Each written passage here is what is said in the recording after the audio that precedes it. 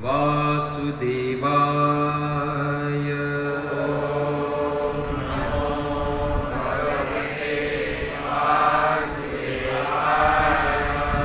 ॐ नमो भगवते वासुदेवाय।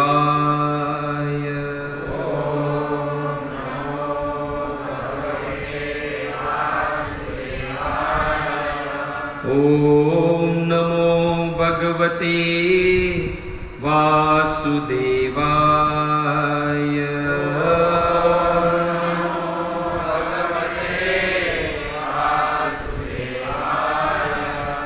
नारायणं नमस्कृत्यं नरं चैव नरोत्तमं देवीं सरस्वतीं व्यासं ततो जयमुदीरये।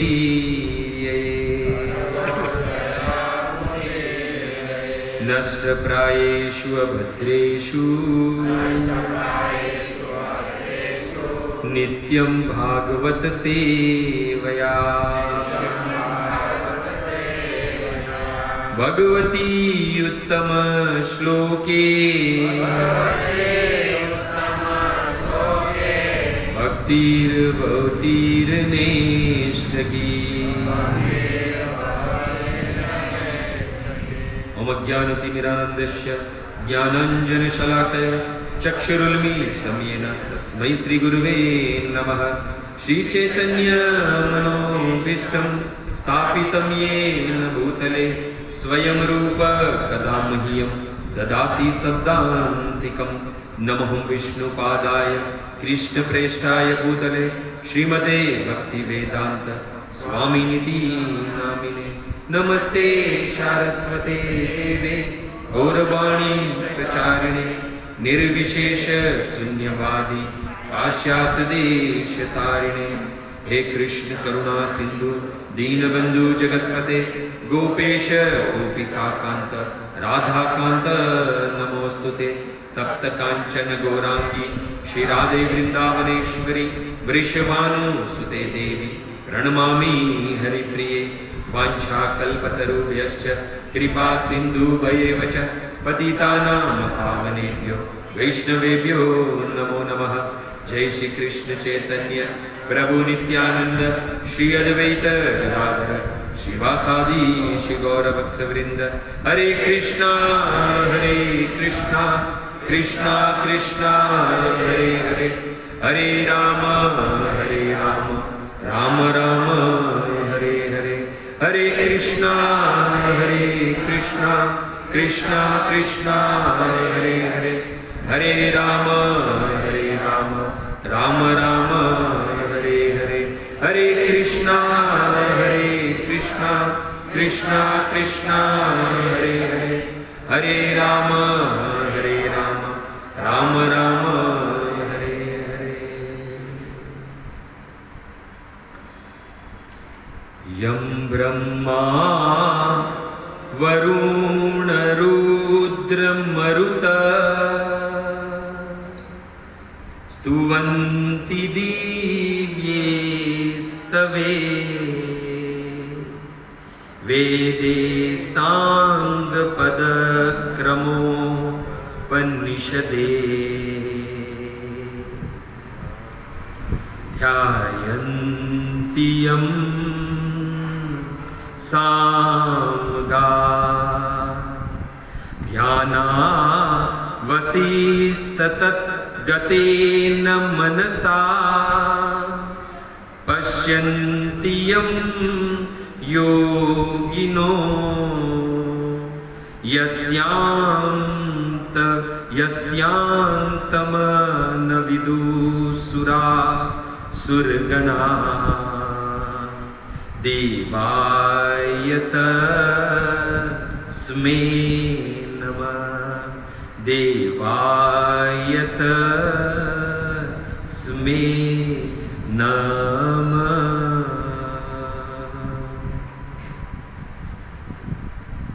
मखेश्वरी क्रियेश्वरी स्वधर्मस्वरूपिणी सधेश्वरी शुरेश्वरी त्रिवेद भारतीश्वरी ब्रह्मांड शासनेश्वरी रमेश्वरी क्षमेश्वरी प्रमोदकाननेश्वरी ब्रजेश्वरी ब्रजाधिपे शिराधिके नमोस्तुते शिराधिके नमोस्तुते। जय जय राधारमण जय जय नवल किशोर जय गोपी चित चोर प्रभु जय जय माखन चोर जय जय माखन चोर। श्री कृष्णचंद्र भगवान की जय, श्री रामचंद्र भगवान की जय, जगत गुरु शील प्रभुपाद की जय। तो उपस्थित भगवत कथानुरागी तथा विविध क्षेत्र से आए हुए सभी भक्त वृंद का प्रति मंगलवार को इस बापाराम सीता मढ़ुली में जो सत्संग होता है उसमें आए हुए सभी भक्तों का हार्दिक स्वागत है। साथ ही साथ आप सभी भक्तों के चरणों में आपके इस दास का प्रणाम। हरे कृष्ण। तो भक्तों આપણે જાણીએ છીએ ઘરેથી રસ્તામાં ટ્રેનિંગ લઈને આવ્યા છે કે મારે હિન્દીમાં નહીં ગુજરાતીમાં જ બોલો।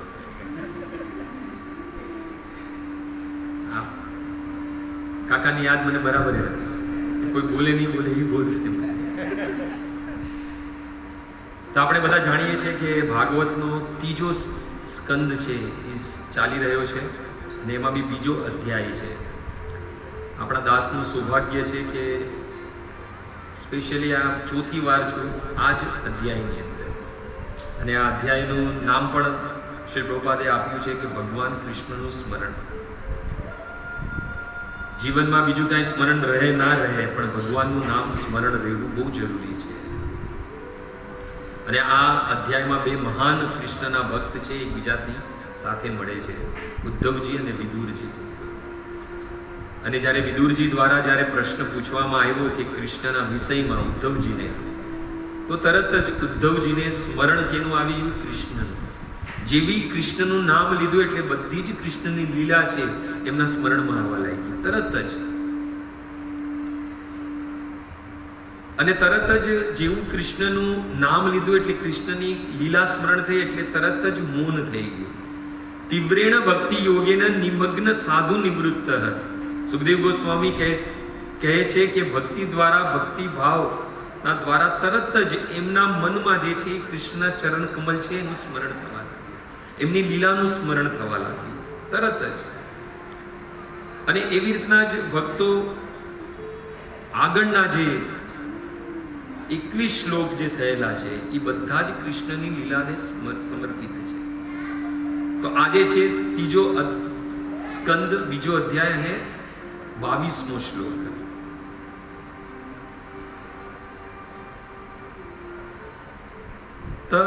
તસ્ય કેકર્યમલમ મૃતાનો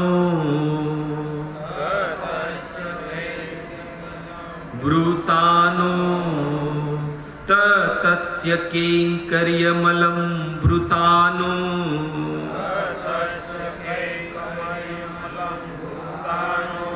વિગ્લાપયન્ત્યંગયદુગ્રસેનમ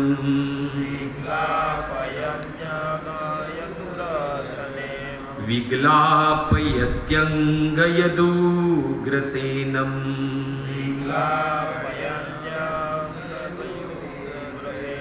तिष्ठन् निषणं परमेष्टि धीण्ये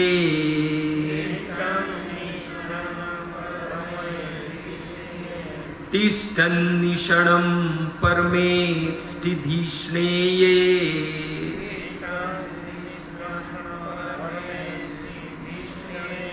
न्यबोधय देव निधारयेति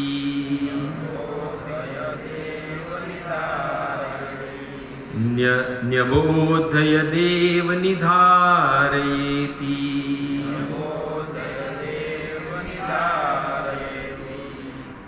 अतएव हे विदुर, क्या उनके सेवक गण हम लोगों को पीड़ा नहीं पहुंचती जब हम स्मरण करते हैं कि भगवान कृष्ण राज सिंहासन पर आसीन राजा उग्रसेन के समक्ष खड़े होकर हे प्रभु आपको विदित हो कि यह कहते हुए सारे स्पष्टीकरण प्रस्तुत करते हैं। श्री प्रभुपाद ने द्वारा तात्पर्य आऊं हिंदी में बोलीश पण पछी गुजराती में अपने तथा कथित गुरुजनों तथा अपने पिता बाबा तथा ज्येष्ठ भाई के समक्ष भगवान कृष्ण का भद्र व्यवहार, अपनी तथाकथित पत्नियों मित्र तथा समसामयिकों के साथ मिलनसार आचरण, अपनी माता यशोदा के समक्ष शिशु रूप में उनका व्यवहार तथा अपनी तरुणी सखियों के प्रति उनका नटखट व्यवहार उद्धव जैसे शुद्ध भक्त को मोहित नहीं कर सकता। अन्य लोग जो कि भक्त नहीं है, मनुष्य जैसा आचरण करने वाले भगवान के ऐसे व्यवहार से मोहित हो उठते हैं। भगवान ने स्वयं भगवत गीता में ऐसे मोह की व्याख्या निम्न प्रकार से की है। अवजानन्ति मूढ़ा माम बूढ़ा मानुष्यम तनु आश्रितम परम भाव जानन्तो मम भूत महेश्वर। अल्पयज्ञ व्यक्ति भगवान कृष्ण के इस उच्च पद को कि वे हर वस्तु के स्वामी है न जानते हुए भगवान को कम महत्व देते हैं। भगवत गीता में भगवान ने अपने पद की स्पष्ट व्याख्या की है, किंतु आसुरी नास्तिक अध्येता अपने निजी उद्देश्य के मनमानी व्याख्या निकाल लेता है और अभागे अनुयायियों को उसी मनोवृत्ति में भटकाता बनाता है। ऐसे अभागे व्यक्ति ज्ञान के महान ग्रंथ से मात्र कुछ नारे चुन लेते हैं और किंतु भगवान का सही आंकलन करने में असमर्थ रहते हैं। किंतु उद्धव जैसे शुद्ध भक्त कभी भी ऐसे नास्तिक अवसरवादियों द्वारा गुमराह नहीं बनाए जा सकते हैं। હવે આ શ્લોકમાં ભાગવત ત્રીજો સ્કંદ બીજો અધ્યાય ને 22મો શ્લોક અહીંયા ઉદ્ધવજી કૃષ્ણની લીલાનું સ્મરણ કરી રહ્યા છે અને આપણે જાણીએ છીએ કે આ પૂરો અધ્યાય કૃષ્ણના સ્મરણને એની લીલાઓને સમર્પિત છે। અને ઉદ્ધવજીનું અગર કહીએ તો બચપનથી જ કૃષ્ણની સેવામાં હતા અને વૃદ્ધ થઈ ગયા છતાં પણ કૃષ્ણની સેવામાં જ હતા। અને જ્યારે વિદુરજી દ્વારા કૃષ્ણના વિષયમાં પૂછવામાં આવ્યું ત્યારે ઉદ્ધવજી કહે છે કૃષ્ણ ધૂમણી એટલે કે સૂર્યરૂપી કૃષ્ણનો અસ્ત થઈ ગયો છે અને દુર્ગમ બદ્ધ લોક અયમ સમસ્ત લોક સહિત આ આખું બ્રહ્માંડ જે છે એ બી અત્યંત દુર્ભાગ્ય યાની અભાગુ થઈ ગયું છે। અને સાથે સાથે એમ પણ કહે છે કે આ બ્રહ્માંડ સાથે સાથે યદુકુલ બી અભાગુ થઈ ગયું છે। પૂર્વના 21 શ્લોક જે છે કૃષ્ણની દિવ્ય લીલાને સમર્પિત છે। આ 21 શ્લોક આપણે શ્રવણ કર્યું તેમાં બધી જ કૃષ્ણની અલગ અલગ લીલાઓ છે।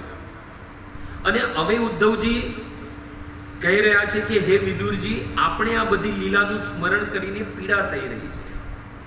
કૃષ્ણનું સ્મરણ કેમ કે કૃષ્ણ છે નહીં હવે, એટલે એમની લીલાનું સ્મરણ કરતા કરતા પીડા થઈ રહી છે। વિગ્લાપયતિ અહીંયા શબ્દ છે, પીડા થઈ રહી છે। તો અહીંયા એક પ્રશ્ન ઉઠે આપણે કે ભગવાનની લીલા તો જ્યારે બી સ્મરણ કરીએ કે શ્રવણ કરીએ, ક્યાં એનું ગાન કરીએ તો આપણા બધા જ દુઃખ છે, પીડા છે દૂર થઈ જાય। પણ અહીંયા શું કહેવામાં આવ્યું છે કે પીડા થઈ રહી છે। એમની લીલાનું જ્યારે સ્મરણ કરીએ છીએ આપણે ત્યારે આપણે પીડા થઈ રહી છે, એમ ઉદ્ધવજી કહી રહ્યા છે। વિગ્લાપયતિ દુઃખ થઈ રહ્યું છે, પીડા થઈ રહી છે। તો અહીંયા પ્રશ્ન ઉઠી શકે તો એ તો સંભવ નથી, પરંતુ અહીંયા પ્રભુપાદે કીધેલું છે કે અહીંયા જે અભાગા નાસ્તિક લોકો છે એ આ વસ્તુને સમજી નથી શકતા। નવદા ભક્તિ આપણે જાણીએ છીએ, અહીંયા ભગવાનનું સ્મરણ થઈ રહ્યું છે અને આખો અધ્યાય જોવા જઈએ તો સ્મરણમ ભક્તિને સમર્પિત છે. નવધા ભક્તિનું જ્ઞાન પ્રહલાદ મહારાજ ભાગવતમાં આપે છે કે શ્રવણમ કીર્તનમ વિષ્ણુ સ્મરણમ પાદ સેવનમ અર્ચનમ વંદનમ દાસ્ય સાખ્ય આત્મનિવેદનમ ઇતિ પુંસાર્પિતો વિષ્ણુ ભક્તિ ચેતનમ લક્ષણા. આ 9 પ્રકારની ભક્તિ છે એ બધી જ વિષ્ણુને સમર્પિત છે. એનું ફળ શું મળે? આપણે ભગવત ધામ, ભગવત દર્શન, ભગવત પ્રાપ્તિ થઈ જાય. અને આ નવધા ભક્તિમાં ત્રીજી ભક્તિ છે એ છે સ્મરણમ ભક્તિ. અને સ્મરણમ ભક્તિ છે એ તો દુઃખોથી દૂર થવા માટે છે, પીડા જેની દૂર થઈ જાય એનાથી, ભગવાનનું સ્મરણ થતા. પણ અહીંયા એમ કહેવામાં આવ્યું છે કે ભગવાનનું સ્મરણ અમને પીડા દઈ રહી છે. આપણે જ્યારે બે ભક્ત મળે છે ત્યારે શું કહે છે કે બોધયંતી પરસ્પર, કૃષ્ણની બંને પરસ્પર વાત કરે છે. કથયંતી ચ નિત્ય મામ, મારી હંમેશા બે જણ વાતો કરે છે. અને એને ભગવાન કે મળે છે શું? તો કહે છે કે તૃષ્યંતી છે રમયંતી છે, પ્રસન્નતા અને આનંદનો અનુભવ થાય છે જ્યારે ભગવાનનું સ્મરણ કે ભગવાનની વાર્તા થાય ત્યારે. અને અહીંયા ઉદ્ધવજી કહે છે કે પીડા થઈ રહી છે. અહીંયા ઉદ્ધવજી એમ કે પીડા થઈ રહી છે. તો ભગવાનની જ્યારે આપણે સ્મરણ કરીએ ત્યારે આપણે આનંદની અનુભૂતિ થાય છે. જીવનમાં સુખ દુઃખ છે, આપણે તો એની પાછળ જ આખું જીવન વ્યતીત કરી લઈએ છીએ. અને વાસ્તવિક આનંદ જે લેવાનો છે એમાંથી આપણે ચૂકી જઈએ છીએ. સુખ દુઃખ જે એ શરીરનો વિષય છે, પણ આનંદ છે એ આત્માનો વિષય છે. આનંદને સુખ અને દુઃખથી કોઈ લેવા દેવા નથી, એ વાત સમજી લેજો. અને એવું બી નથી કે ઘણા બધા પૈસા હોય આદમી સુખી હોય તો એને આનંદ હોય એની પાસે, એ પણ નથી. અને કોઈ વ્યક્તિ વધારે નિર્ધન હોય, દુઃખી હોય તો બી એ સંભવ નથી કે એને આનંદ ન હોઈ શકે. કે આનંદ જે છે એ શરીરનો વિષય જ નથી, આત્માનો વિષય છે. અને જ્યારે વ્યક્તિ આનંદમાં હોય છે, એટલે આનંદમાં ક્યારે હોય વ્યક્તિ? જ્યારે કૃષ્ણનું સ્મરણ કરે ત્યારે. જીવનમાં દુઃખ અને વિપત્તિ અને પીડા ક્યારે છે? જ્યારે આપણે ભગવાનને ભૂલી જઈએ છીએ. હનુમાનજીના જ ધામમાં બેઠા છે આપણે અહીંયા. પ્રભુ શ્રી રામ હનુમાનજીને કહે છે કે બધું કુશલ મંગલ. ત્યારે હનુમાનજી કહે છે, કહું હનુમંત વિપતિ પ્રભુ સોઈ, જબ તબ સુમિરન ભજન ન હોઈ, જબ તબ સુમિરન ભજન ન હોઈ. એ પ્રભુ બધું જ ઠીક છે, પણ ગડબડ ક્યારે થઈ જાય છે? દુઃખ વિપત્તિ પીડા ક્યારે આવે છે? જ્યારે તમારું સ્મરણ ભૂલી જઈએ છે. એટલે અહીંયા ભગવાનનું સ્મરણ થઈ રહ્યું છે, પીડા થઈ રહી છે, પણ એ પીડા ભૌતિક દ્રષ્ટિથી થઈ રહી છે, આધ્યાત્મિક દ્રષ્ટિથી નહીં. અને આમ બી પીડા એટલે શું આપણે કહીએ તો? પીડા એટલે પત્નીની, પતિની, એ જ પીડા છે. બીજી શું પીડા છે? એકવાર એક માણસ ના લગ્ન થઈ ગયા, 30-40 વર્ષ થયા હતા. આ તો પીડા એવું એટલે સ્મરણ થઈ એક વાત. અને એનો નિયમ હતો કે એની પત્ની છે ને જ્યારે બી કામ પરથી આવે ને એને ગરમ ગરમ રોટલી આપે, ગરમ ગરમ રોટલી ખવડાવે. અને એ પણ ઘી વાળી, ઘી નાખવાનું ભૂલે નહીં. જેવા કામ પરથી આવે એટલે એને ગરમ ગરમ રોટલી આપે. હવે એક વાર બિચારી કંઈક હશે કામમાં ને ગરમ ગરમ રોટલી તો આપી, પણ ઘી ચોપડવાનું ભૂલી ગઈ. ઓલાને આવ્યો ગુસ્સો. 40 વર્ષ થઈ ગયા હતા લગ્ન, પણ એક દિવસ ભૂલી ગઈ એ ચોપડવાનું. ગુસ્સો આવ્યો એને અને ગમે તેમ બોલવા લાગ્યો કે તારી, આપણે ખબર છે જ્યારે ગુસ્સો આવે ત્યારે આપણે સીધા એના ક્યાં જતા રહીએ? આપણે એના માવતર તરફ જતા રહીએ, હે ને? કે તારા મા બાપે તને કઈ શીખવાડ્યું જ નથી. અને આમ નથી. ઓલી તો ભારતની નારી હતી, સહન કરવા વાળી. બધું મનમાં ને મનમાં વિચાર કરવા લાગી કે આટલા વર્ષથી એને ગરમ ગરમ રોટલી, એમાં બી ઘી ચોપડીને આપું છું, એક વાર હું ભૂલી ગઈ તો આટલું બધું સંભળાય. મનમાં વિચાર કરતા કરતા કાલીનું રૂપ ધારણ કરી અને બાજુમાં વેલણ પડેલું હતું ને એ જોરથી એના માથા પર જ માર દીધું. હવે ઓલો બી એકદમ આશ્ચર્યચકિત થઈ ગયો કે અત્યાર સુધી તો આ ક્યારે મારી સામે બોલતી નથી ને આજે મને સીધું વેલણ મારી દીધું. હવે આને કાલીનું રૂપ ધારણ કરી, આને છંછેડાય નહીં એટલે સીધો ઊભો થઈ ગયો. ઊભો થયો તો માથામાં વેલણ લાગ્યું હતું એટલે દુઃખ અને દર્દ થતું હતું. અરીસામાં જોયું તો ઢીમચું થઈ ગયું. હવે સમજી ગયો કે ઘરમાં હમણાં આ સમય તો રહેવા જેવું નથી, નહીતર બીજું બી વેલણ પડે એની કઈ ગેરંટી નહીં. એટલે જતો રહ્યો. ઘરની બહાર નીચે ઉતરો તો બધા મિત્રો હતા તો સાથે એ છે ને આમ રૂમાલ ઢાંકીને જતો. તો મિત્રોએ કીધું કે શું થયું છે? તો આમ રૂમાલ હટાવ્યો એને તો કીધું આ તો ઢીંચું થઈ ગયું છે. કેવી રીતના થયું? તો એ કે હું ઘરેથી નીચે ઉતરતો હતો સવારના ને મારો પગ લપસી ગયો તો પડી ગયો તો લાગ્યો એટલે ઢીંચું થઈ ગયું. તો ઓલા બધા એના જે મિત્ર હતા એને સલાહ આપી કે આવું ઢીંચું થઈ જાય તો ઉપર ઘી ચોપડવાનું. હવે એ કઈ કેવી રીતના કે ઘીના હિસાબે જ આ ઢીંચું થયેલું છે. તો આ બધી પીડા છે આપણા જીવનની. તો પીડા પતિથી બી હોય, પત્નીથી બી હોય, પુત્રથી, સંતાનથી, ધનથી, બધીથી પીડા હોય. અને સૌથી મોટી જીવનમાં પીડા કઈ છે? આ શરીરની પીડા. શરીરમ વ્યાધિ મંદિરમ. આ શરીર એ વ્યાધિઓનું મંદિર, રોગોનું મંદિર છે. સત સંધિ જરજરમ. જ્યારે આમાં જે સંધિ જ્યારે જરવા લાગે, જ્યારે જરા નજદીક આવવા લાગે, વૃદ્ધાવસ્થા નજદીક આવવા લાગે, એટલે વાસ્તવિક પીડા સમજમાં આવે. તો આ બધી પીડા છે એ ભૌતિક પીડા છે. પરંતુ આધ્યાત્મિક પીડા ક્યારે થાય છે? જ્યારે કૃષ્ણથી વિયોગ થઈ જાય. બાકી આધ્યાત્મિકમાં જે ભક્તિમાં અને આધ્યાત્મિકમાં ક્યારે બી આપણે જોઈએ તો પીડા છે જ નહીં. પીડા ક્યારે થાય? જ્યારે કૃષ્ણનો વિયોગ થઈ જાય, કૃષ્ણનું વિસ્મરણ થઈ જાય, ત્યારે જ પીડા ઉત્પન્ન થાય છે. અને અહીંયા ઉદ્ધવજીને બી શા માટે પીડા થઈ રહી છે? કેમ કે કૃષ્ણનો વિયોગ છે. અહીંયા કૃષ્ણ જતા રહ્યા છે સ્વધામમાં, પોતાની લીલા કરીને સ્વધામ જતા રહ્યા છે. એટલે અહીંયા એમ કહેવાય છે કે મને પીડા થઈ રહી છે. કૃષ્ણના વિરહ અને વિયોગની પીડા છે એ વાસ્તવિક પીડા દુઃખ નહીં, આનંદ આપે છે. જો જીવનમાં આપણે પીડાને દુઃખ ક્યારે થાય? જ્યારે આપણે આપણા જીવનમાંથી ભૌતિક વસ્તુ, ભૌતિક સંબંધ દૂર થાય. ભૌતિક જગતમાં જ્યારે બી જે લોકો વધારે ભૌતિક જગતમાં આસક્તિ છે જેને, એને તો જીવનમાં ક્યારે દુઃખ અને પીડા થાય? ત્યારે એના જીવનમાંથી આ ભૌતિક વસ્તુ કે ભૌતિક સંબંધ દૂર થાય ત્યારે. અને પ્રભુપાદ કે આ બધા મૂર્ખ છે, મૂળ છે. અભક્ત અને નાસ્તિક લોકોને જ્યારે જેને આ ભૌતિક વસ્તુઓથી, ભૌતિક જગતથી આસક્તિ છે, જ્યારે મૃત્યુનો સમય આવે ત્યારે એ લોકોને પીડા થાય છે, ત્યારે એ લોકો રડે છે. શું કરવા રડે છે? કેમ કે એને છૂટતું આ જગત, છૂટતું આ સંસાર, છૂટતા બધા સંબંધો, બધી વસ્તુઓ દેખાય છે. એને છૂટતો આ સંસાર અને છૂટતું આ જગત દેખાય છે એટલે એને રડવું આવે છે, એને પીડા થાય છે. પરંતુ જ્યારે ભક્તની મૃત્યુ આવે છે ત્યારે એને પીડા નથી થતી. કેમ કે એને છૂટતો સંસાર, છૂટતું જગત નહીં, મળતા જગન્નાથ દેખાય છે. એટલે એને દુઃખ નથી થતું, એને આનંદ થાય છે, એને આનંદ થાય છે. એટલે શ્રી પ્રભુપાદ કે મૂળ છે આ બધા. અહીંયા એમ કીધેલું બી છે કે પોતાને કૃષ્ણને સ્વામી છે, કૃષ્ણ જગતના, એ નથી સમજતા. અને ભગવાનને સાધારણ મનુષ્ય સમજે છે.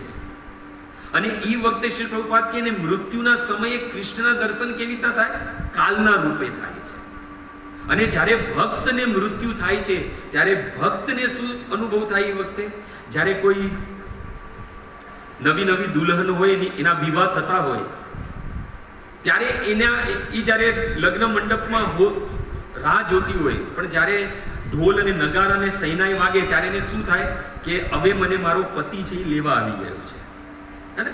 જ્યારે સૈનાઈ વાગે, ઢોલ વાગે, વરઘોડો આવે ત્યારે જોઈએ ને આપણે, ત્યારે એને શું સમજમાં આવે કે હવે મારા પતિ મને લેવા આવી ગયા છે. એવી રીતના જ્યારે ભક્ત જ્યારે આ જગત છોડતો હોય છે, જ્યારે મૃત્યુ એના નજદીક આવે છે, ત્યારે એને શું સંભળાય છે? જેવી રીતના દુલ્હનને વિવાહ સમયે સૈનાઈનો અવાજ આવે એટલે એને સમજણ પડી જાય કે એનો પતિ એને લેવા આવ્યો છે. એવી રીતના ભક્ત જ્યારે આ સંસારને છોડે છે ત્યારે એને કૃષ્ણની વાંસળીનો ધ્વનિ સુનાય છે કે કૃષ્ણ હવે મને લેવા આવી ગયા છે. અને આપણું સુંદર ભજન છે, ખબર છે આપણા ગુજરાતીનું? સમય મારો સાધજે વાલા, કરું તો કાલા વાલા. સમય મારો સાધજે વાલા, કરું તો કાલા વાલા. આ કાલા વાલા શું છે? હરે કૃષ્ણ કૃષ્ણ કૃષ્ણ હરે હરે, હરે રામ રામ રામ. આપણું સુંદર ભજન છે કે સમય મારો સાધજે વાલા, અંત સમય મારો સાધવી લેજે તું. શ્વાસ રૂંધાશે ને નાડીઓ તૂટશે, શ્વાસ રૂંધાશે ને નાડીઓ તૂટશે, છૂટશે જીવન ડોર, છૂટશે જીવન ડોર. હવે શું પ્રાર્થના કરે છે? એવે સમય મારા લબેલાજી, એવે સમય મારા લબેલાજી, કરજો બંસી શોર, કરજો બંસી શોર, સમય મારો સાધજે વાલા, કરું તો કાલા વાલા. કે અંત સમય જ્યારે આવે ત્યારે તમારી વાંસળીનો અવાજ સંભળાય. આનંદનો વિષય છે. ભક્તને જ્યારે મૃત્યુ આવે ત્યારે પીડા નથી થતી, આનંદનો વિષય છે. અને અહીંયા બંને ઉદ્ધવજી અને વિદુર બંને જે જણ છે એને પીડા થઈ રહી છે ભૌતિક દ્રષ્ટિથી, પરંતુ આધ્યાત્મિક દ્રષ્ટિથી જોઈએ તે તો આનંદની અનુભૂતિ કરી રહ્યા છે. કૃષ્ણદાસ કવિરાજ ગોસ્વામી કહે છે કે યત દેખ વૈષ્ણવેર વ્યવહાર દુઃખ. યદિ આપણે ક્યારે વૈષ્ણવ કોઈ હોય એના જીવનમાં આપણે જોઈએ દુઃખ છે, એના વ્યવહારમાં દુઃખ છે, પીડા છે, તો કૃષ્ણદાસ કવિરાજ ગોસ્વામી કહે છે કે સમજવું શું? નિશ્ચય હી જાણીએ સેહી પરમાનંદ સુખ. જાણવી લેવાનું કે એના જીવનમાં દુઃખ પીડા નથી, એના જીવનમાં તો વાસ્તવિક પરમાનંદ સુખ છે. ભક્ત ક્યારે બી દુઃખી નથી હોતો. એટલે તો ભગવદ્ ગીતાનો અંત કરતા કરતા ભગવાન શું કહે છે કે મારો ભક્ત કેવો છે? બ્રહ્મભૂત પ્રસન્ન આત્મા, ન સોચતી ન કામક્ષતી. એ મારો ભક્ત છે ને ક્યારે દુઃખ નથી, પીડા નથી, હંમેશા પ્રસન્ન રહે છે. આપણે માળા કરીએ, ભાલમાં તિલક, ગલામાં કંઠી, હરે કૃષ્ણના આપણે કીર્તન પર નાચતા હોઈએ, આપણે બીજાને શિખામણ આપતા હોઈએ, પણ યદુ આપણા જીવનમાં યદિ હંમેશા ઉદાસ રહીએ તો સમજી લેવાનું કે આપણે હજી ભક્તિમાં પ્રવેશ નથી કર્યો. જીવનમાં ગમે તે પરિસ્થિતિ આવી જાય પણ કૃષ્ણનો ભક્ત છે એ હંમેશા બ્રહ્મભૂત પ્રસન્ન આત્મા. એ લક્ષણ છે કૃષ્ણના ભક્તનું. એટલે ક્યારેક કૃષ્ણના ભક્ત યદિ દુઃખી બી આપણે દેખાઈ દે તો સમજી લેવાનું એ દુઃખમાં નથી, તો પરમાનંદ સુખમાં છે ભક્ત. તમે જો કૃષ્ણની લીલા આપણે સ્મરણની અંદર આગળના 21 શ્લોકમાં ગોપીઓને બી યાદ કરી છે ઉદ્ધવજીએ. તો જ્યારે કૃષ્ણ જ્યારે રાસલીલામાંથી અંતર ધ્યાન થઈ જાય યા કૃષ્ણ છોડીને જતા રહે ગોપીઓને, તો ગોપિયા વિરહમાં પાગલ થઈ જતી હતી, દુઃખ અને પીડા થતી હતી એમને. પરંતુ એ દુઃખ અને પીડા આપણા શરીરની વ્યાધિ જેવી દુઃખ અને પીડા નથી. એ પરમાનંદ આનંદ જ છે. જે ભૌતિક દ્રષ્ટિથી જોઈએ તો કદાચ આપણે પીડા જ દેખાશે. કૃષ્ણને કહે છે કે કૃષ્ણ જ્યારે તમે અમારી સામે ઊભા હોવ છો ત્યારે અમને તમારામાં જ કૃષ્ણ દેખાય છે, કૃષ્ણમાં જ કૃષ્ણ દેખાય છે. પણ તમે જ્યારે અમને છોડીને જતા રહો છો ત્યારે એ વિયોગમાં, એ વિરહની પીડામાં અમને પ્રત્યેક વસ્તુમાં કૃષ્ણ દેખાય છે. સારું જગત જે છે એ કૃષ્ણમય થઈ જાય છે. એટલે ભૌતિક દ્રષ્ટિથી જોઈએ તો દુઃખી છે, પણ આધ્યાત્મિક દ્રષ્ટિથી જોઈએ તો પરમાનંદ સુખ છે. અને કોઈ પ્રમાણની જરૂર નથી. ભાગવત ખોલો કે રામાયણ ખોલો, આવા અનેકો પ્રમાણ આપણે મળે.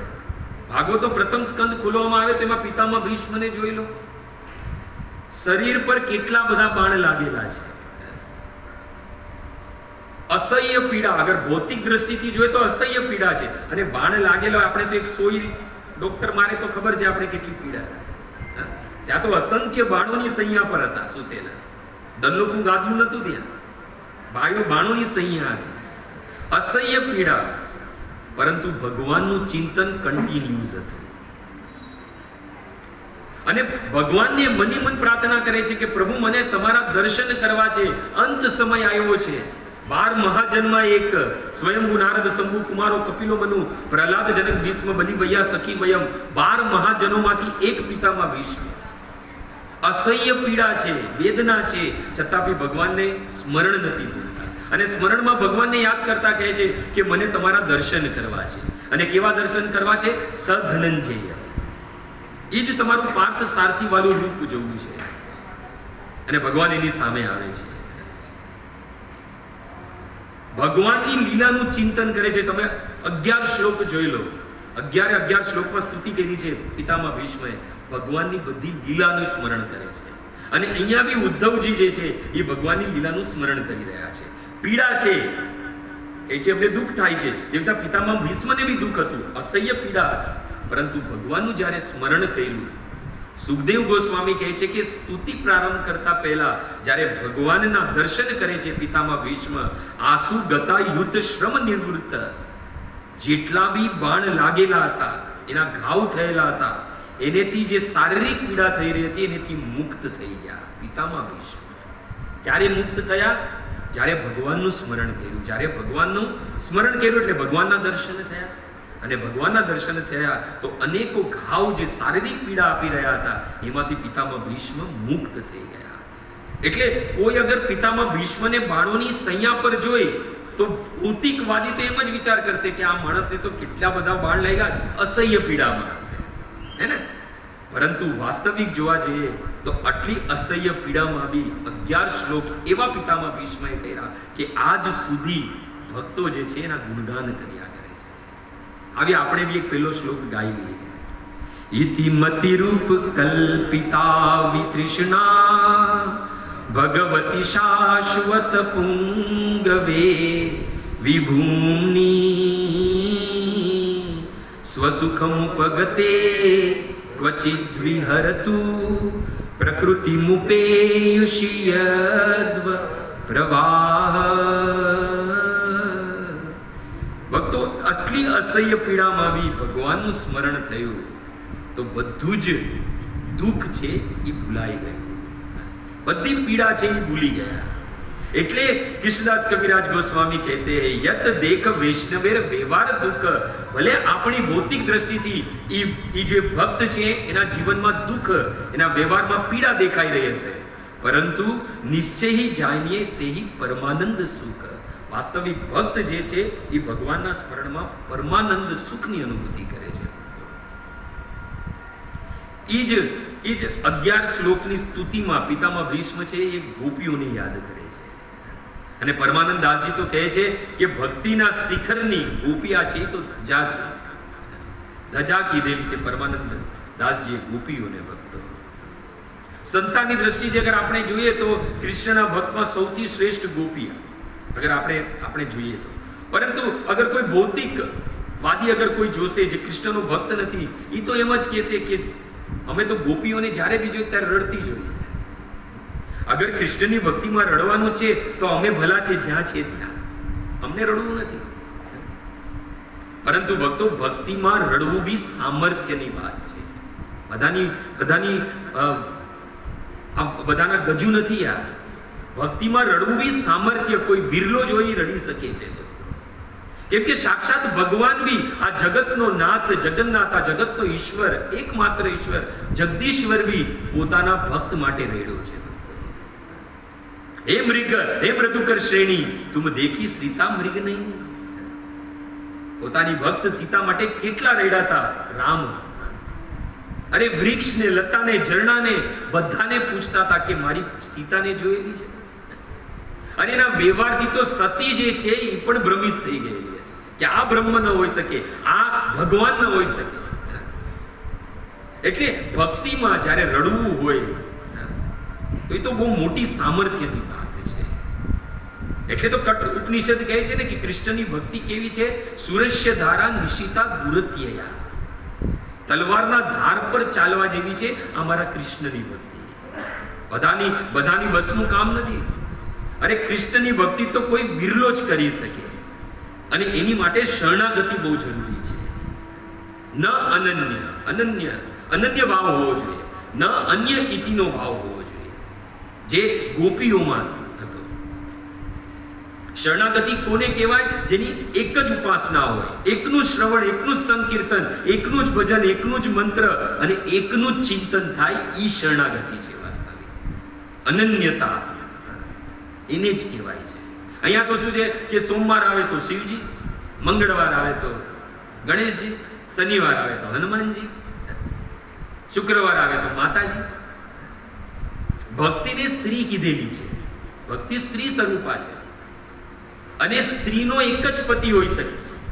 અગર ઘણા બધા પતિ થઈ જાય તો એનું ચરિત્ર છે દાગ થઈ જાય, વ્યભિચારિણી કહેવાય, હે ને? એટલે ભક્તિ કોઈની એકની જ હોવી જોઈએ, અનન્યતા એકમાં જ હોવી જોઈએ, બધામાં ન હોવી જોઈએ.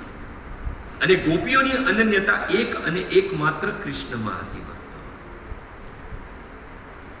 અને ભક્તો, જીવનમાં કૃષ્ણ પાસે યદિ કોઈ સૌથી ઉત્તમ વસ્તુ હોય, યદિ કૃષ્ણની કૃપા સૌથી શ્રેષ્ઠ હોય, તો એ કૃપાનું દાન એક અને એક માત્ર ગોપીઓ પર જ થયેલી છે. અને સૌથી મોટી કૃપા કઈ છે કૃષ્ણની? સૌથી મોટું દાન શું છે કૃષ્ણનું? તો કહે છે રાસ. અને આ રાસ બધાને કૃષ્ણએ નથી આપી, ખાલી ગોપીઓને આપેલી. એમનું કૃપાનું સર્વશ્રેષ્ઠ યદિ કોઈ ઉદાહરણ છે તો એ છે રાસ ભક્તો. અને એ રાસ એક અને માત્ર ગોપીઓને મળી. કેમ? કેમ કે ગોપીઓની શરણાગતિ હતી કૃષ્ણ પ્રત્યે. અરે એ શરણાગતિનું ઋણ તો આ જગતનો નાથ જગદીશ્વર જગન્નાથ બી ચૂકવવામાં અસમર્થ છે. કૃષ્ણમાં બી તાકાત નથી કે ગોપીઓનું ઋણ ચૂકવી શકે. એ જ યમુનાના કિનારે રહીને રાત્રિના સમયે કૃષ્ણએ મુરલી વગાડી. જેવી મુરલીની તાન જે છે એ ગોપીઓના કાનમાં ગઈ, સુધબુધ ખોવાઈ ગઈ. બસ કેવી રીતના કરીને કૃષ્ણને મળવું છે, હાથનું કામ, પત્ની, પતિ, બચ્ચા, સ્વજન બધાને છોડી દીધા. અને એવું તો વર્ણન છે ભાગવતમાં કે જે કોઈને જવા નહીં મળ્યું એ લોકોએ ત્યાંને ત્યાં પોતાના દેહને ત્યાગી દીધેલો હતો. આ છે શરણાગતિ. કૃષ્ણના દર્શન ન થાય તો વ્યાકુલતા આવી જોઈએ. અને એ વ્યાકુલતા પીડા છે, પણ એ પીડા બી શું છે? સુખનો અનુભવ, આનંદ તમને આપે છે. અહીંયા તો એમ છે કે ચલો ને હવે આજે મારા પગ દુખે છે, માથું દુખે છે, હવે એ તો હર મંગળવારે બાપા સીતારામમાં થાય છે સત્સંગ. એક વાર નહીં ગયા તો ભલા આવે, સમજીએ આવે. પણ ગમે તેમ કરીને અનન્યતાનો ભાવ, કાંઈ પણ થઈ જાય, પણ મારે કૃષ્ણ માટે તો એમની કથા શ્રવણ કરવા જવાની જ છે. ભલે પગમાં દર્દ હોય, ભલે માથામાં દર્દ હોય, પણ જવું તો જવું જ છે મને. ગોપીઓએ એ વખતે વાંસળીનો અવાજ સાંભળ્યો, બધું જ છોડી દીધું અને બધી જ પહોંચી ક્યાં? યમુનાના કિનારે. હવે કૃષ્ણએ જોયું કે બધી તો આવી ગઈ છે, મારી વાંસળીનો નાદ સાંભળી જાય, હવે પરીક્ષા લેવાનો સમય છે. તો કૃષ્ણની ભક્તિમાં પરીક્ષા તો થશે જ, એ સમજી લેજો. દુઃખ તો સૌથી પહેલા આવશે. ગલત ફિલ્મમાં નહીં રહેતા કે કૃષ્ણની ભક્તિ કરીશું એટલે અમારા જીવનમાં સુખ જ સુખ આવશે. આ મારા હાથમાં લેતા પહેલા તો બહુ વિચાર કરવાનો છે. આ તો આપણે બધા ભક્ત છે એટલે, બાકી બીજી કોઈ જગ્યા પર તો આ વાત થાય નહીં. આ તો ભક્ત છે, જાણે છે એટલે. કેમ કે કૃષ્ણ શું કરે? પહેલા જ બધું દુઃખ આપી દે. જો ટુકડે ટુકડે આવવાનું હોય ને, એક સાથે બધું આપી દે. એટલે પાછળ જે છે ને, મારી ભજન ભક્તિ આરામથી કરે અને આનંદથી કરશે. જે ટુકડે ટુકડે દુઃખ આવવાનું હોય કૃષ્ણ એક સાથે આપી દે. એટલે જ્યારે ભક્તિ કરીએ ત્યારે સૌ પ્રથમ દુઃખ આવે છે. સમુદ્ર મંથન તો અમૃત માટે થયેલું હતું, પણ પહેલા શું નીકળ્યું? એમાંથી વિષ નીકળ્યું છે. એવી રીતના ભક્તિ કરીએ તો દુઃખ આવશે જ. અને ક્યારે બી કૃષ્ણને પ્રાર્થના નથી કરવાની કે મારા જીવનમાંથી દુઃખ જતું રહે. આ દુઃખ આવે છે ને તે કૃષ્ણને કોઈ લેવા દેવા નથી. એ તો આપણા કર્મ છે, એટલે આપણા જીવનમાં દુઃખ આવે છે. બસ એ દુઃખની સામે, એ દુઃખની હિસાબે જે પીડા થાય છે એની સામે લડવાની શક્તિ આપણે ભગવાન પાસે માંગવાની છે. પ્રાર્થનામાં ઈ માંગો. આપણે પ્રાર્થનામાં શું કરીએ છીએ કે મારા દુઃખ દૂર થઈ જાય. પ્રાર્થના જ આપણી ગલત છે. પ્રાર્થના તો એ કરવાની છે કે આ દુઃખને સહન કરવાની શક્તિ આપ કૃષ્ણ મને, એ પ્રાર્થના કરવાની છે. હવે બધી ગોપીઓ આવી ગઈ એટલે કૃષ્ણ શું કહેવા લાગ્યા કે રાતના કેટલા વાગ્યા છે ઘડિયાળ તો જો. આવી રીતના સ્ત્રી ધર્મ તમારો ક્યાં ગયો કે પરાયા પુરુષને મળવા માટે અર્ધરાત્રિએ કોઈ આવે? આવી રીતના સ્ત્રી ધર્મની વાતો કરવા લાગ્યા કૃષ્ણ. ભાગવતમાં 10મ સ્કંદ અને 29મો અધ્યાય 18 થી લઈને 27 યાની 10 શ્લોકમાં કૃષ્ણ પ્રશ્ન પૂછે છે.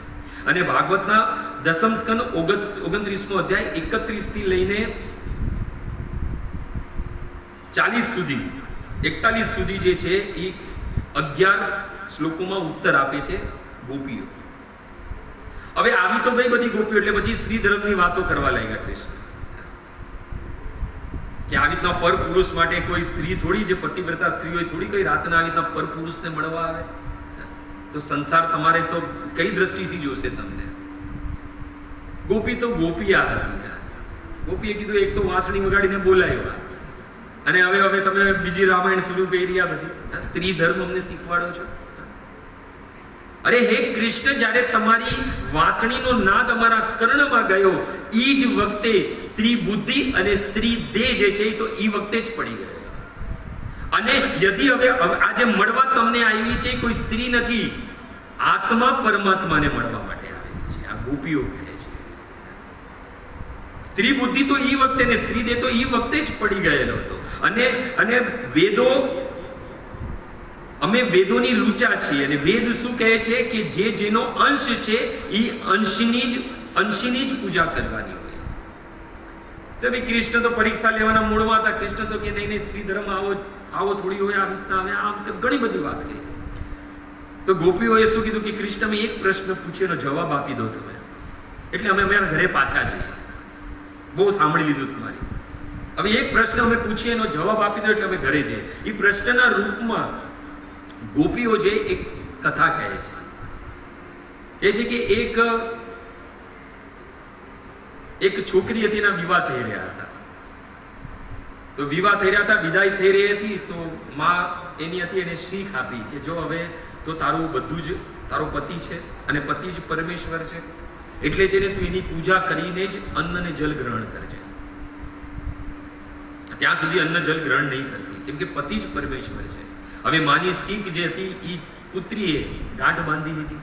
જેવી જ સસુરાલમાં ગઈ એટલે એનો એક નિયમ બની ગયો કે સવારના ઉઠે એટલે એને પતિની પહેલા પૂજા કરે અને પછી જલ અને અન્ન ગ્રહણ કરે. એ નિયમ થઈ ગયો એવી રીતના, અને ઘણા મહિના એવી રીતના વ્યતીત થઈ ગયા. એમાં એક સમય એના પતિને કંઈક બહારગામ જવું પડ્યું કોઈ કામ માટે.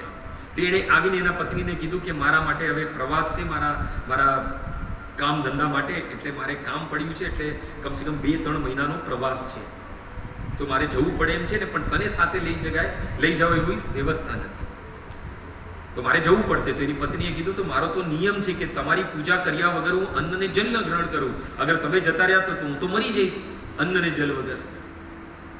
એ કેવી રીતના ચાલે? બંને દુવિધામાં. એમાં એના પતિએ એક યોજના બનાવી.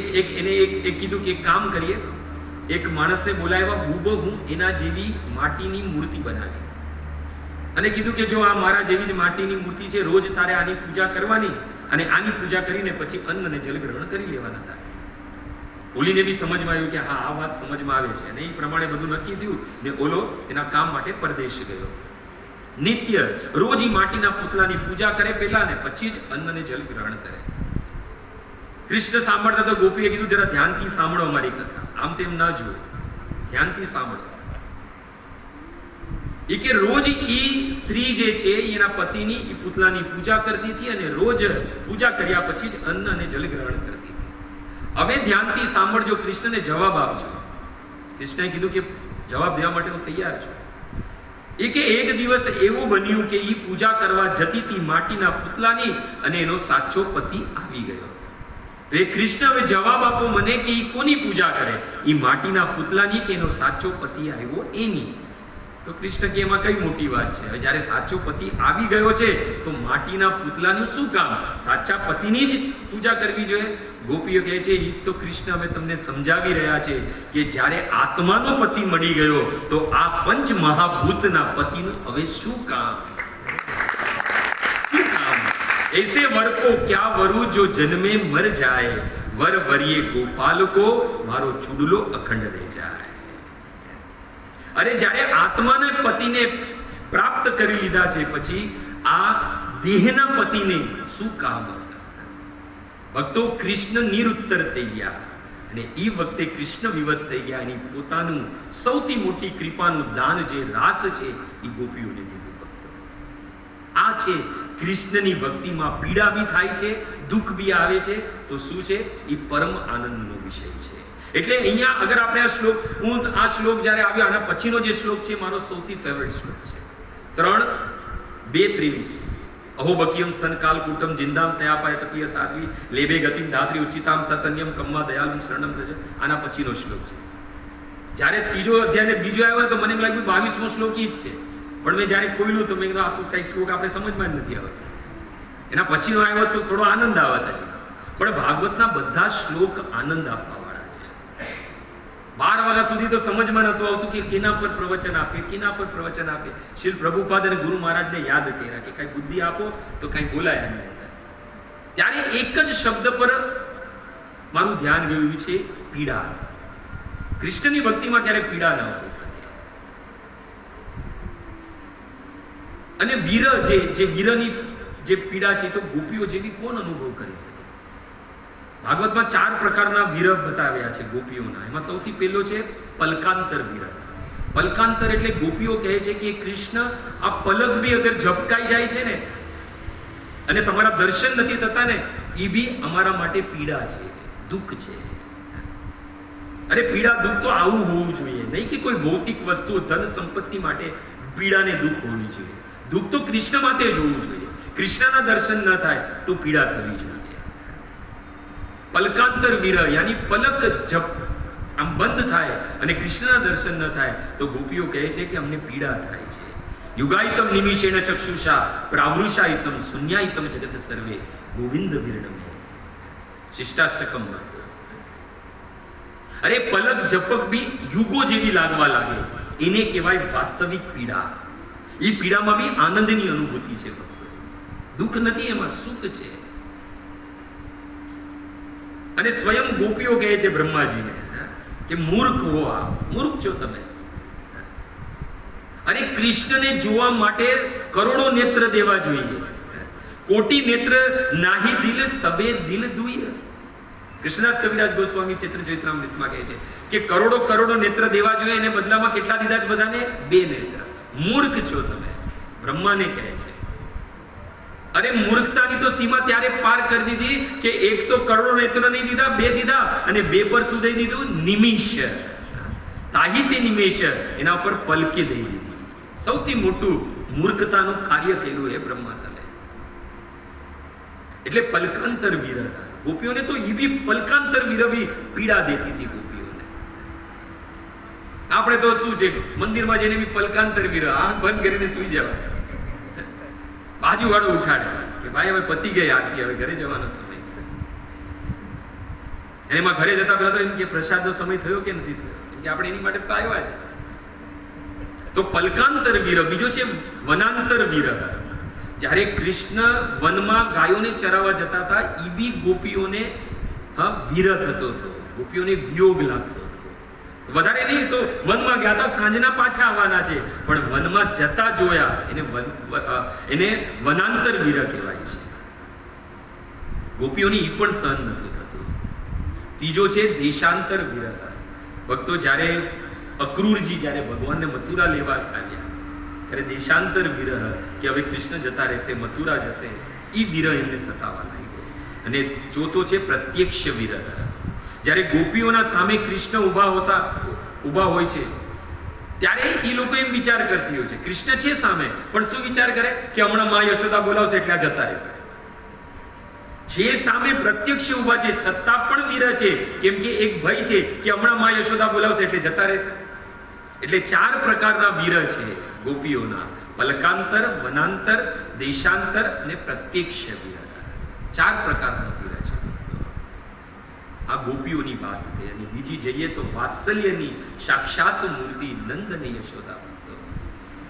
રાત દિન કૃષ્ણ માટે રડ્યા કરતા હતા, રાત દિવસ.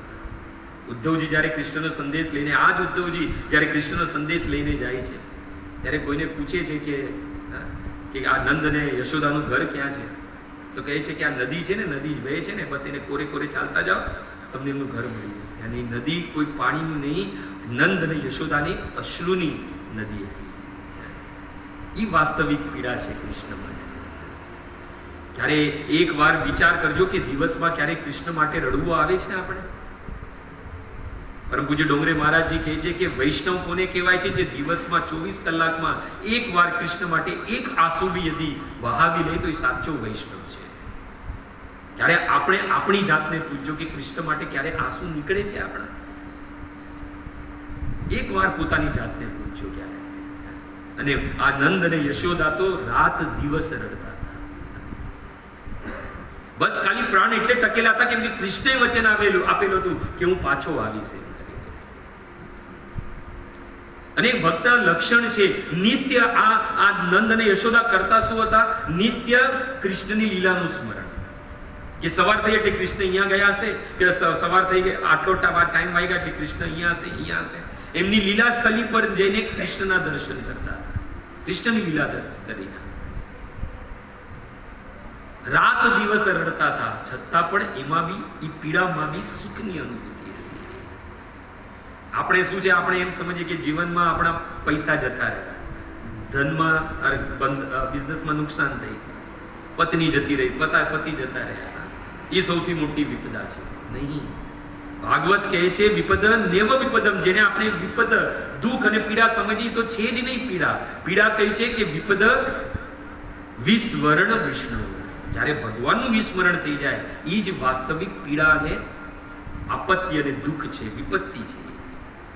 અને સંપત્તિ નેવ સંપદ નેવ સંપદમ. જેને આપણે સંપત્તિ ધન સમજીએ છીએ એ વાસ્તવિક ધન અને સંપત્તિ જ નથી. તો સંપત્તિ શું છે? તો ભાગવત કહે છે કે સંપદ નારાયણ સ્મૃતિ. વાસ્તવિક સંપત્તિ છે કે નિત્ય આપણે ભગવાનનું સ્મરણ કરતા રહે. જેવી રીતના નંદ અને યશોદા નિત્ય ભગવાનનું સ્મરણ કરતા હતા, ભગવાનની લીલાનું સ્મરણ કરતા હતા, ભગવાનની લીલા સ્થલીનું દર્શન કરતા હતા.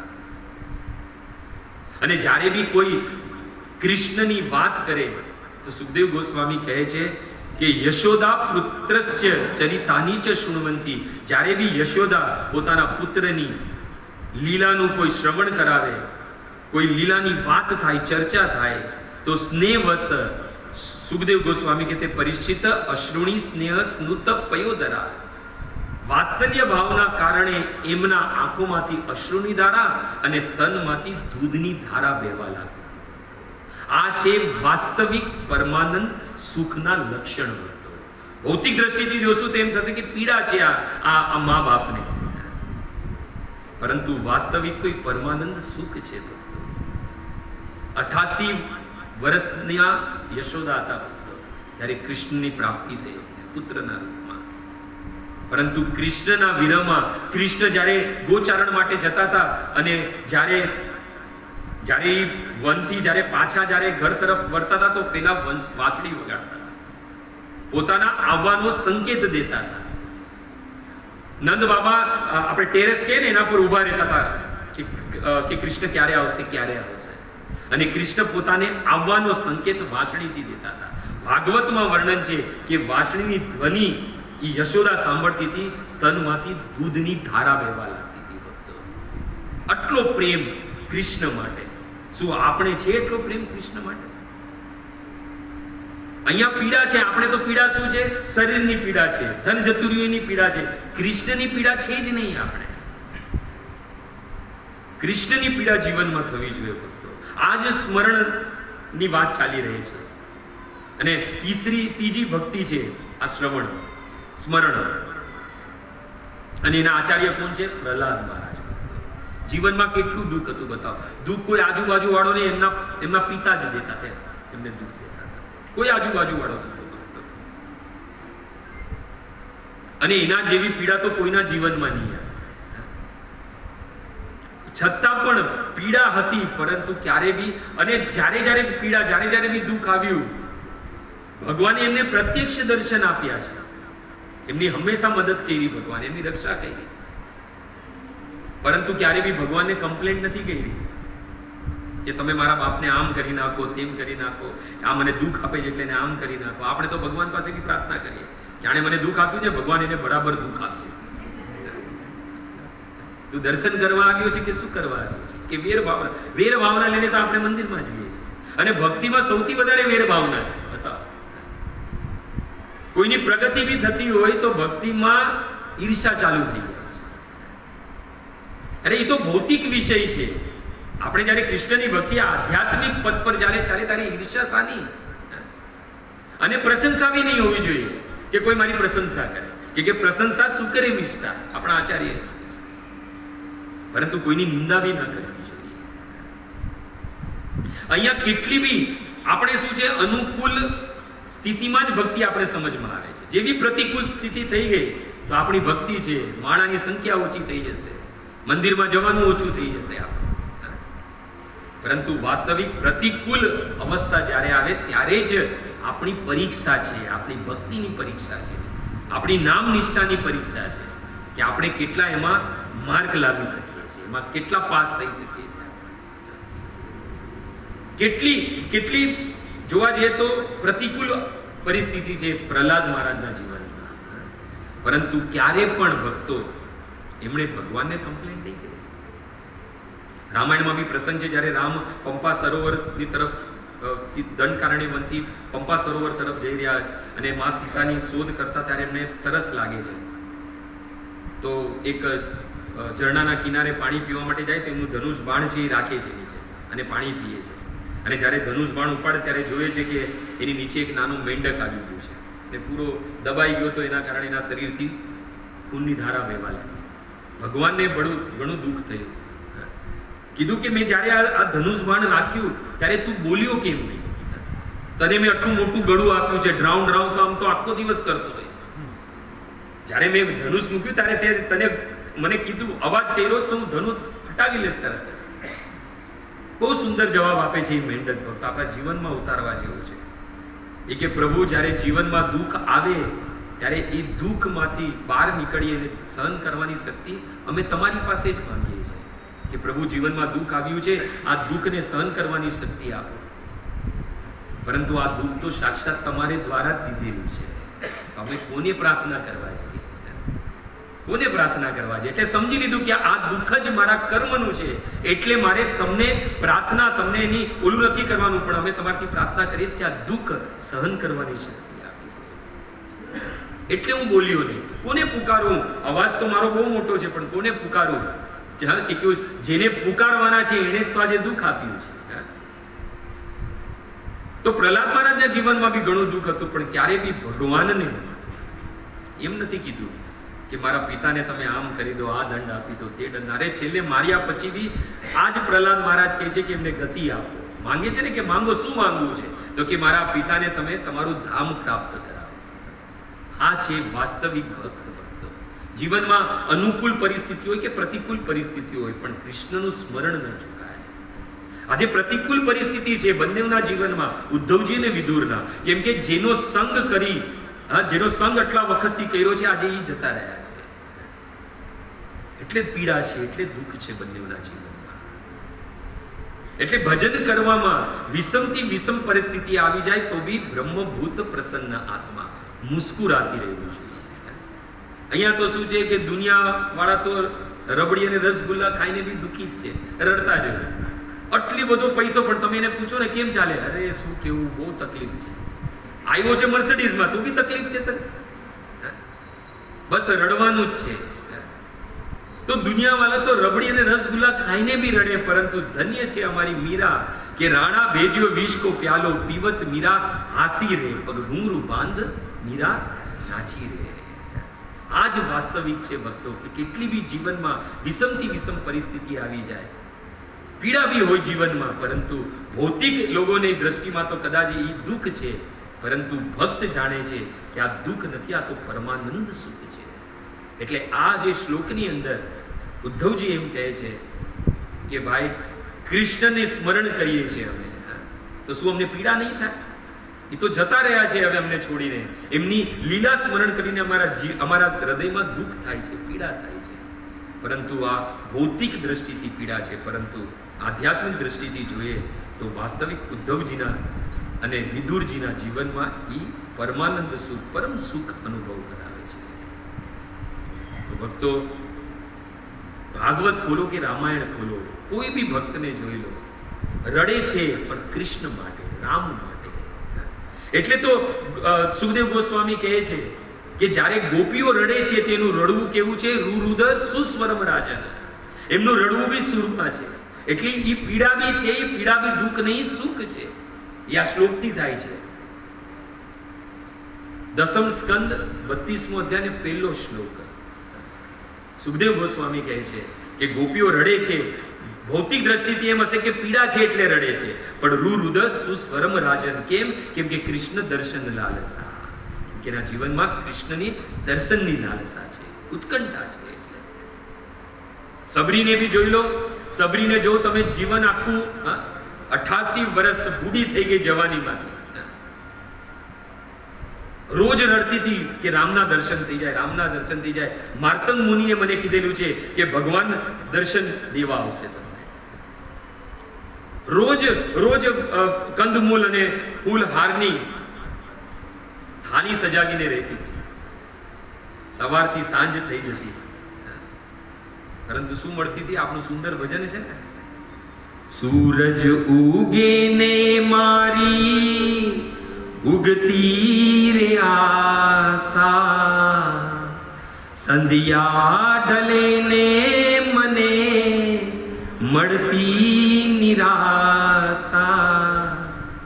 રાત દિવસ હું તો જોઉં તારી વાર, મારી ઝૂંપડીએ આવો મારા રામ. મનનો મુરલિયો રટે તારું નામ, મારી ઝૂંપડીએ આવો મારા રામ. એક વાર આવી પૂરો અહીંયા કેરિયા, મારી ઝૂંપડીએ આવો મારા રામ. રાત દિવસ રડતી હતી આ સબરી. ભૌતિક દ્રષ્ટિથી જોઈએ તો કે ભગવાન તો આવતા નથી ને રડિયા કરે છે, દુખી છે, પીડામાં છે, પરંતુ ભગવાનની રાહ જોતી હતી કે એક દિવસ જરૂર આવશે ભગવાન, અને ભગવાન આવે બી છે ભક્તો. અને ભગવાન આવે છે ત્યારે પોતાના ગુરુના વચનોને યાદ કરે છે. આ બોર જે ખવડાવે છે ને સબરી, એ બોર ઉગ્યા છે ને એની માટે જડ નથી આપ્યું, એની માટે સબરીએ પોતાના આંસુનું આપ્યા છે, અશ્રુની ધારા બહાઈ છે. એનેથી એ બોરનું ઝાડ પ્રકટ થયેલું. એને સિંચવા માટે જલ નહીં, પોતાના અશ્રુ આપ્યા છે આ સબરીએ. ત્યારે એ બોર છે ને ખાટા હોય ગમે તે રામને ઘણા મીઠા લાગ્યા. આપણે બી એવું જીવનમાં કરવું જોઈએ. એવું કરો કે ભગવાન વિવશ થઈ જાય દર્શન દેવા માટે, ભગવાન વિવશ થઈ જાય પોતાનું ધામ છોડીને ભક્તને દર્શન દેવા માટે. સબરી કહેવી છે ને કે આ તો તમે તમારો જન્મ જ થયેલો છે અસુરોનું સંહાર કરવા માટે, એટલે અહીંયાથી નીકળે ને રસ્તામાં મારી ઝૂંપડી આવી ગઈ, અધમ તે અધમ અધમ અતિ નારી, એટલે તમે દર્શન દેવા આવી ગયા મને, બાકી તમારું કોઈ પ્રયોજન નતું અહીંયાથી આવવા માટે. ત્યારે રામ કહે છે કે આ રામે યદી વનવાસ લીધેલો છે તેનું એક અને એકમાત્ર કારણ છે એ માં તને દર્શન દેવા માટે.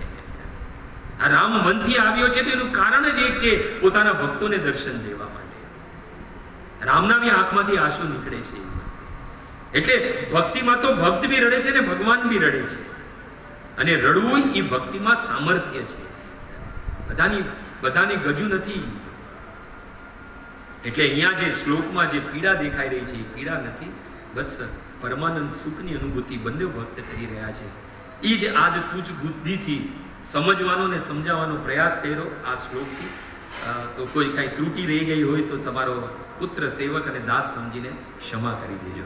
હરે કૃષ્ણ કૃષ્ણ કૃષ્ણ હરે હરે, હરે રામ હરે કૃષ્ણ કૃષ્ણ કૃષ્ણ હરે હરે, હરે રામ રામ રામ. ખૂબ ખૂબ ધન્યવાદ શ્રીમાન મનીષ શ્રી કૃષ્ણ પ્રભુ, જેમણે આપણને આજે સત્સંગથી આપણા કર્ણને પવિત્ર કર્યા, આખા શરીરને પવિત્ર કર્યા, અને હૃદયમાં એક ભક્તિ ઉતરે એવું એમને પ્રવચન આપ્યું કે ભક્ત હંમેશા પ્રસન્ન હોય છે. પ્રભુજીએ કીધું ભક્ત પ્રસન્ન હોય છે ને એક બાજુ રડતો હોય છે. તો આપણે એક ભજન વૈષ્ણવ આચાર્યનું છે, ગૌરાંગ બલિતે હવે પુલક શરીરા, હરિ હરિ બલિતે નયને બાબે નીરા, તો મહાપ્રભુ ચૈતન્યનું નામ જે ગૌરાંગ ગૌરાંગ બોલીને શરીર આનંદમાં ક્યારે થશે, અને હરી હરી બોલવાથી આપણું પ્રસન્નતા ક્યારે, આંખોમાંથી આંસુડા ક્યારે આવશે? પ્રભુજી એ આપણને વાત કરી ને કે તમે શરીરથી રોતા હો છો પણ આમ આનંદની પ્રાપ્તિ કરો છો. તો એવી કૃપા આપને પ્રભુપાદ મહારાજે કરી છે આપણી ઉપર કે જેમની આપણે ઋણ ચૂકવવું પણ બહુ અઘરું છે. પ્રભુપાદ મહારાજે આપણને એવી સુવિધા ઉપલબ્ધ કરાવી. નકર આપણે આ મુંબઈમાં આવો સત્સંગને પ્રોગ્રામને કઈ રીતે આપણે કરે? કોઈ વિચાર્યું હતું? આપણું તે ઉદાહરણ લ્યો કે આપણે મુંબઈમાં આવીને સત્સંગમાં જવું એ કાંઈ જેવી તેવી વાત છે? ગામડામાં હોય તો ત્યાં કદાચ કંઈક થાય તે, પણ આ મુંબઈ જેવો આ હળાહળ કળિયુગ હાલે ને એમાં મુંબઈ નગરીમાં પ્રભુપાદ મહારાજનું આપણી પછી ઋણ ક્યારેય જશે નહીં કે જેણે આપને સત્સંગ કર્યો, પ્રદાન કર્યો. હરે કૃષ્ણ મંદિરે જાઓ, સવાર અને સાંજ 2 ટાઈમ સત્સંગ થાય છે, આરતી થાય છે. સવારથી લઈને સવારે 4:30થી તમે રાત્રે 9 વાગ્યા સુધી કોઈ પણ ભક્તિના કાર્યમાં પરોવાઈ શકો. તો ખૂબ ખૂબ ધન્યવાદ. મનસ્વી કૃષ્ણ પ્રભુએ આપણને યાદ કરાવ્યું કે આપણે ભગવાન માટે રડવું જોઈએ. સાધુ સંતો પણ કહે છે જ્યાં સુધી આપણે ભગવાન માટે રડીશું નહીં ત્યાં સુધી આપણને ભગવાન નહીં મળે. તમે આમ માયાપુરને એ બાજુ ગયા હો તો ત્યાંના જે ભક્તો છે ને ભગવાનને મંગળા આરતી થાય કે કોઈ પણ તો રડતા હોય છે. અને એક માતાઓ તો ખાસ ઓલી હુલુ ધની નામ છે, જેન્ટ્સને ન કરવાની હોય પણ આ તો, અને એ રોતા રોતા એમ કરે છે. તો એ માયાપુરવાસી બધા ને ભગવાન ઉપર અટૂટ પ્રેમ છે કે જેથી રડે છે. પ્રસાદ થઈ ગયો પ્રભુજી કે વાર છે હજી? અરે